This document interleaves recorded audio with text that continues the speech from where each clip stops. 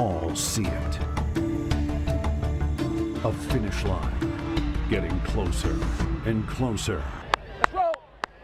What started as a dream, clouded in summer sweat, becoming more real with each score, each block, each hit. Taking the final steps to a title. On SPORTSLINE Friday night.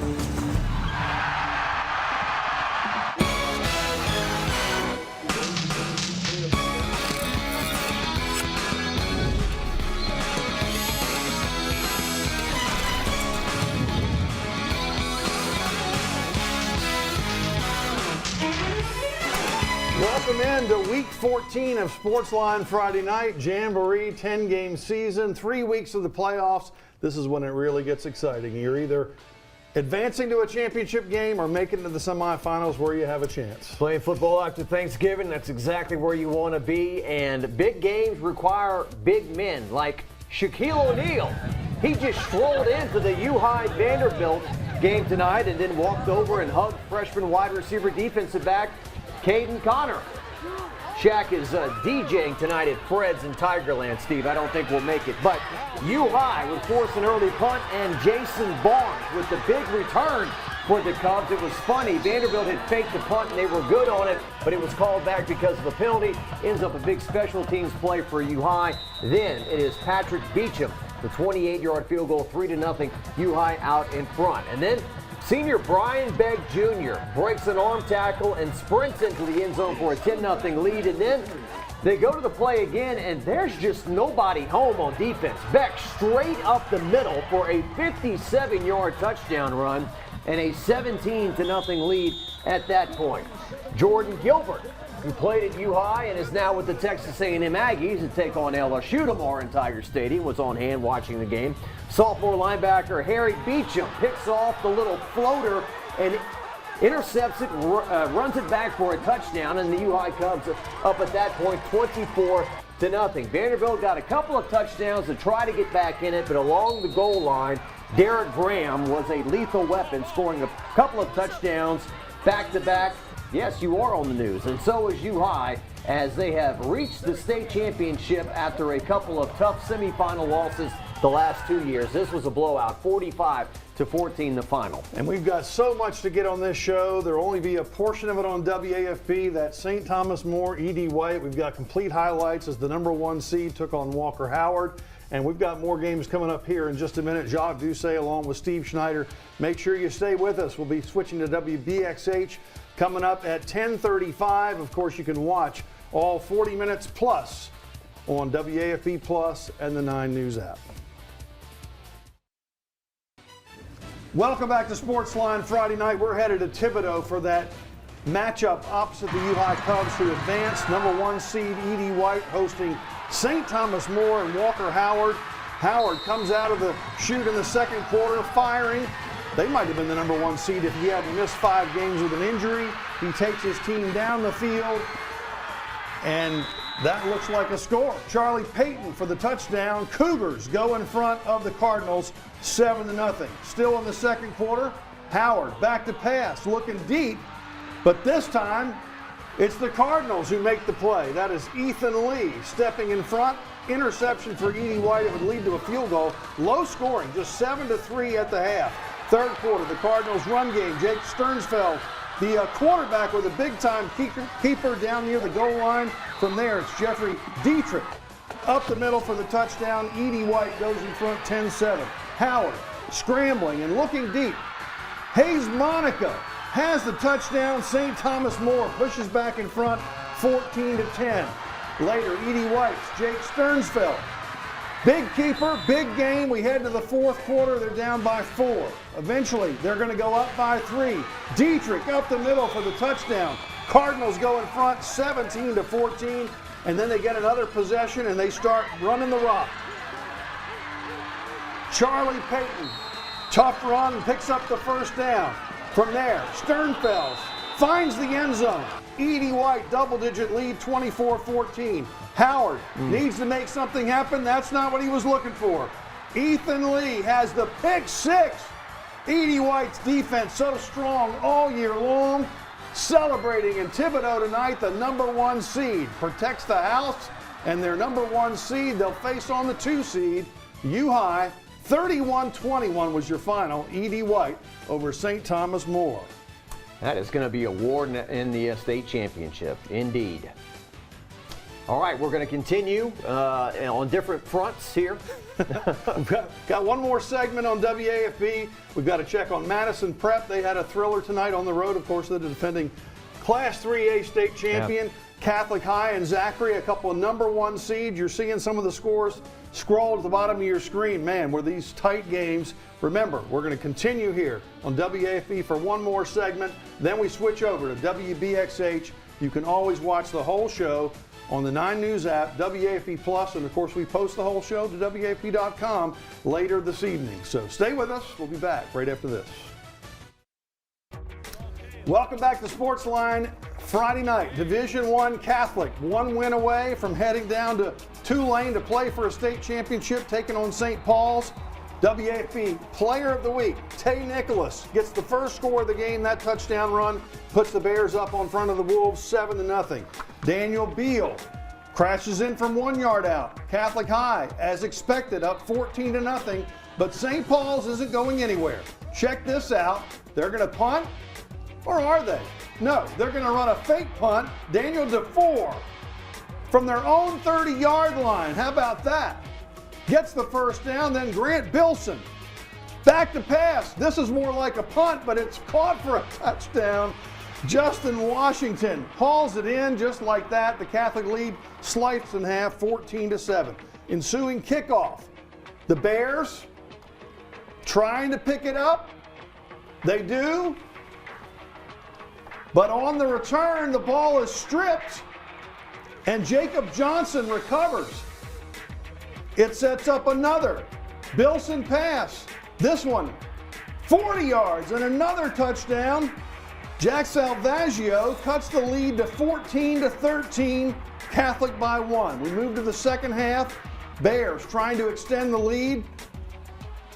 Nicholas, boy, has he been big in the big games here lately. Ran all over St. Aug. He's about to go 60 more yards, perhaps in contention for another SPORTSLINE Player of the Week honor. 22 carries, 208 yards, and 3 touchdowns. Wow, and a 22-13 lead. But in the fourth quarter, Bilson goes to Nathan Vital, and suddenly St. Paul's has come all the way back to lead 28-22. Less than 2 minutes to go.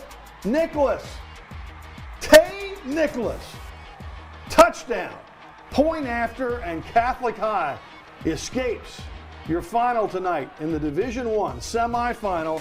29-28. Later in the show, we'll tell you about their opponent. Jesuit and Brother Martin played for the other side of that bracket. Here's some post-game reaction. But the offensive line absolutely took the game over, and that's a defensive front that is huge and physical. And so for our guys to be able to do that, we've been kind of waiting on that all year long. And last week it happened in the second half, and it happened again tonight. By the way, Steve, Daniel Beal completed 1 pass in the game. Compliments of Dixon McMakin. Thanks for the stats, but who cares, right? They advanced, but the running game of Nicholas, and by the way, Benji Gordon, 8 tackles for the defense. So Brother Martin and Jesuit awaits. Let's talk about Westville and Church Point. Church Point came in 12-0 on the season. First drive for the Bears, Chandler Guillory rolls out and finds Holden Daigle for a 20-yard gain and a first down. That would set up Tylen Citizen punching it in from 2 yards out, and it's 7-0 Central Private out in front. The Bears defense was punishing as usual. Saints quarterback Joel Rogers looking for a receiver, but it's Andy Bricinio who lays down the lumber for the sack on third down. Ensuing drive for Church Point, Gaten Reese takes the carry. Paydirt, it's his first destination, 14-0 Bears. And as you can see, it appeared that Church Point was in control of this one, and they would go on to score 28, give up only 14. So West Louisiana loses this evening by that count of 28-14, the final score. Saints had a great run, great second half of the season, but Church Point's defense really good. The winner takes on Madison Prep Sterlington winner. That was a barn burner. Get to WBXH. We'll continue the show right after this.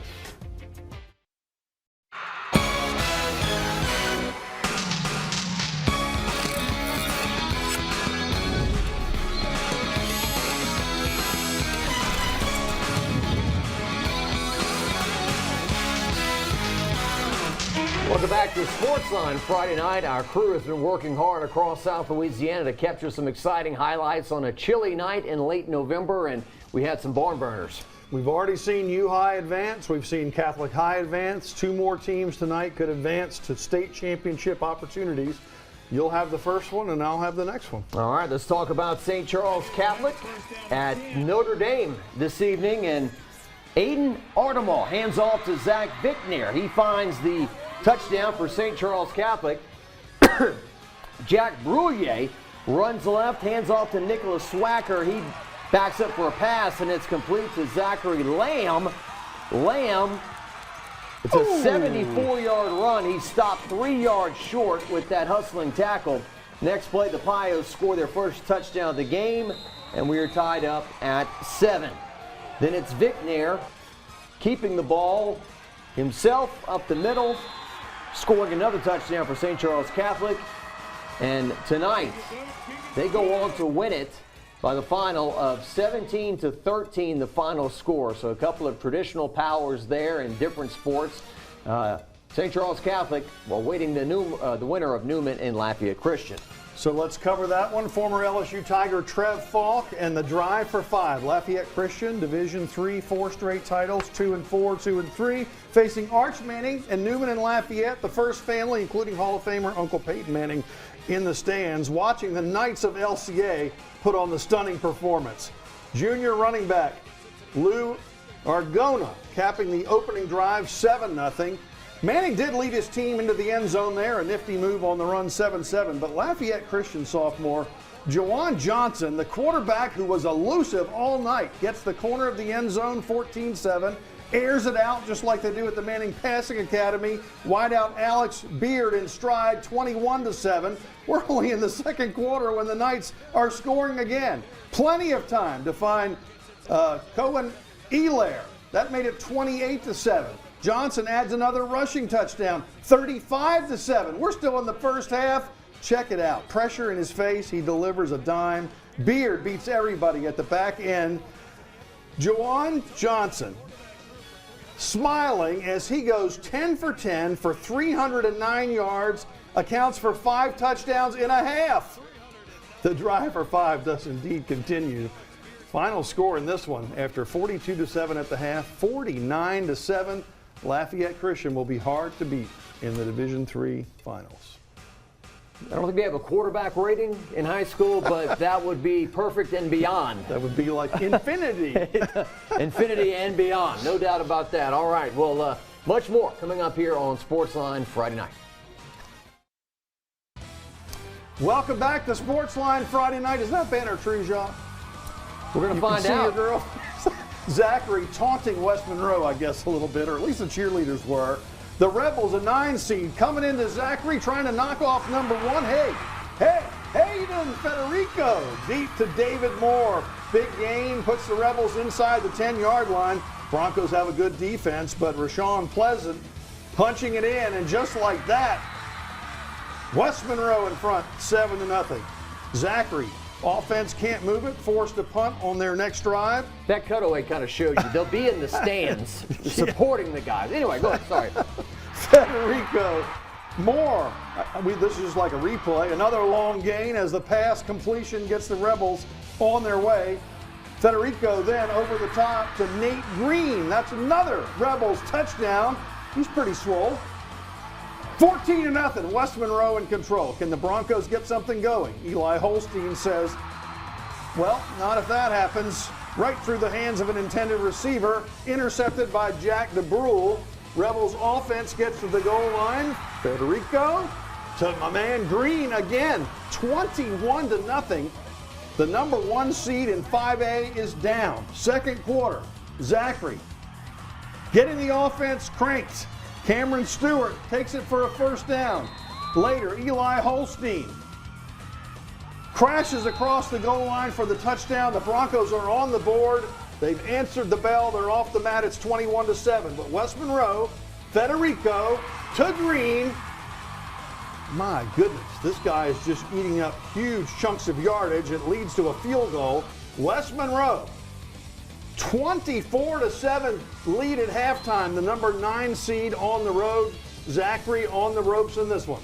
All right, let's talk about the fourth quarter. Zachary was down 24-13. The Broncos threatening at the goal line. Stewart stretches for the touchdown. 2-point conversion good. 24-21. West Monroe still up. Ensuing kickoff. Pleasance feels it. Fumble! Tristan Turner pops it out. Tylen Williams hops on it. It's Zachary football. Off the turnover, Holstein throwing deep into the end zone, but it's intercepted by Paul Manning. So how about that? West Monroe takes it right back. Less than 2 minutes left. West Monroe trying to run the clock out, but they fumble again. Amari Sibley recovers at Zachary football. And then 6 seconds left in regulation. Zachary inside the 10. Holstein connects with Charles Robertson. 1 second left on the clock. Kellen Konachin hits the 23-yard field goal to tie things up at 24, and we're headed to overtime. David Brewerton firing the team up. Zachary got the ball first. Holstein to Robertson touchdown, 31-24. Broncos. West Monroe down to their last chance on a 4th and goal. Federico hits Moore for the touchdown. We're tied up at 31. We're heading to double overtime. Rebels with the ball first on a 4th down. They kick the field goal. Jackson Thompson knocks it down. 34-31 West Monroe. First play of the drive for Zachary. Holstein to Robertson for the win. That is a touchdown, and there's a celebration in Zachary along the sidelines and in the stands. Let that just simmer for a second. You're down 21-0, and you come all the way back. Not against Sisters of the Poor either. You're talking West Monroe. And Zachary comes all the way back. It's kind of like complaining about the taxes when you win the lottery. But David Brewerton, his team's kind of started slow in these playoffs. He's going to kick him in the butt a little bit. But we could probably cue his comment from last week. In the playoffs, you're going to have some tough games, and you're going to need to figure out a way to win. That's exactly what happened again here in this one. Okay, Ruston Destrehan. They'll get the winner of that one. Let's see what happened tonight. The Wildcats at home taking on the Bearcats. Nice matchup here. It's the Bearcats, Jaden Osborne to Dyson Fields, 4-yard score. We are tied at 10 in the third quarter. Destrehan's next drive. Recognize this name? Jai Eugene. Surveying the field, a beauty to Daniel Blood. Big game for the Wildcats. They're in business. From there, Eugene will call his own number. Swings to the outside, picks up a big chunk of yardage, but he steps out of bounds before he can get into the end zone. But it doesn't matter. Eugene looking to pass as we get to the fourth quarter. Scrambles, tucks it, in for the score, 20 yards. Wildcats go on top, 17-10. Next possession, Eugene hands off to Patrick LeBranch. All the way down to the 6-yard line. The Wildcats are feeling it. They would finish it off. Eugene to LeBranch, a 1-yard touchdown here, 24-10. Get ready. Destrehan and Zachary will meet in the semifinals, a 1 versus 4 matchup as Destrehan beats Ruston 24-10. All right, let's go to Division 4. Southern Lab at home against St. Frederick, trying to punch their ticket to a championship game as the number 2 seed. St. Frederick, a 14 seed, but after a couple of upsets, could they get a third? Opening kickoff, Sean Bates gets the Kittens out to midfield with the return. And then it's Angelo Izard to Darren Morris. Touchdown for the Kittens. You're going to hear that theme over and over. Southern Lab up 7-0. Kittens on the move in the second. Warriors on a 4th down. Tremaine Cleveland keeping St. Frederick in it. Warriors with the ball, though. Kittens time for a stop. Shane Foreman gets the pick. Still 7-0 until Izard looks in the direction of Morris again. Coming right at you. Look at him go up and get it, young man. 13-0. Southern Lab led at halftime. Let's take you to the second half. And the Kittens defense just suffocate. Ooh, what a big hit from Foreman right there. Kittens about to score off of that. But a completion, and the ball's on the ground. That's a fumble.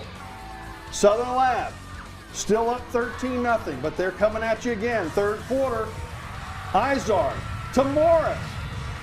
3 touchdowns for that young man, 19-0. The Kittens are running away. St. Frederick tries to get something on the board, but Raylan Jenkins makes the hit, forcing the fumble. Kittens get the ball back. What do you think? Izard to Morris? Sounds like it's worked so far. Inside the 5 again. Yep, and then Izard. Let me get one.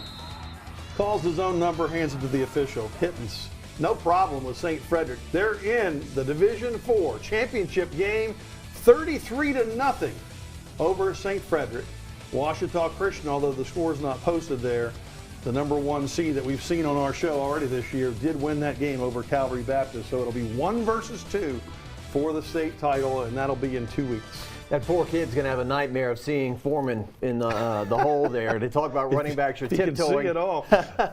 You can see how you have a little PTSD with that. All right, hitting the home stretch. We've had some great games so far. Let's see what we've got coming up after the break. All right, we told you about Catholic High earlier winning that thriller against St. Paul's there at Memorial Stadium. So who would they play, Brother Martin or Jesuit? Let's take you to the highlights. Rivals Jesuit and Brother Martin with a spot in that Division I title game on the line, and Crusaders looking to get on the board first. Garrett Mihat on the QB keeper. He gets popped, he loses the rock, and Nick Jacobs recovers for Jesuit. Then, very next play, Jack Larviere goes up top to Chance Whitfield. He pulls it in for the touchdown, but it's coming back for an illegal man downfield. They would eventually punt. Crusaders' Torrey Lambert gets it going on the ground, goes down the sideline for a 36-yard gain to the 11-yard line. Same drive, Lambert again, but he fumbles into the end zone.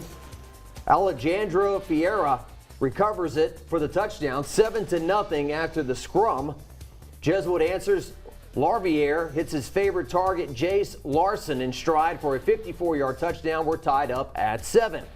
Jays get the ball back, and I understand the crowd there tonight was between 20 and 22,000. Larviere to Larson wide open, 40-yard touchdown, 14-7.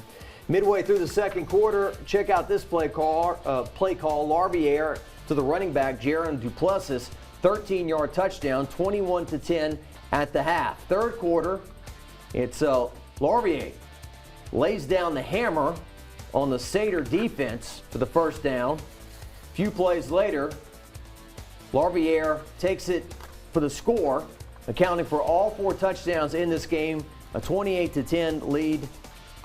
And Jesuit would go on to win behind a swarming defense. So it's Jesuit and Catholic High in the Division I state championship that we played at Tulane's Ullman Stadium, correct? Yeah, that's correct. Yeah, Catholic plays next week. The games in Lafayette are postponed by a week, so that would be. I'm sorry it's so complicated. Division Steve. 2 and 4, we have to wait an extra week because of the Cajuns playing the Sun Belt Championship. Didn't it used to all be in the same place? Just checking. All right. All right. It hasn't been good to be a number 1 seed tonight. Sterlington, the number 1 seed, hosting defending state champ Madison Prep. How about this guy's name? Foster Ram Foster. That's you just don't meet many Rams on the football field, but that's a touchdown unless you're playing LA. But that makes it a Sterlington lead early. Back come the Chargers. Zion Chris, who led his team to a 50-0 state championship victory. Could they get back there as an 8 seed? Chargers in the end zone there with that run, evening things up, and this game would be tight.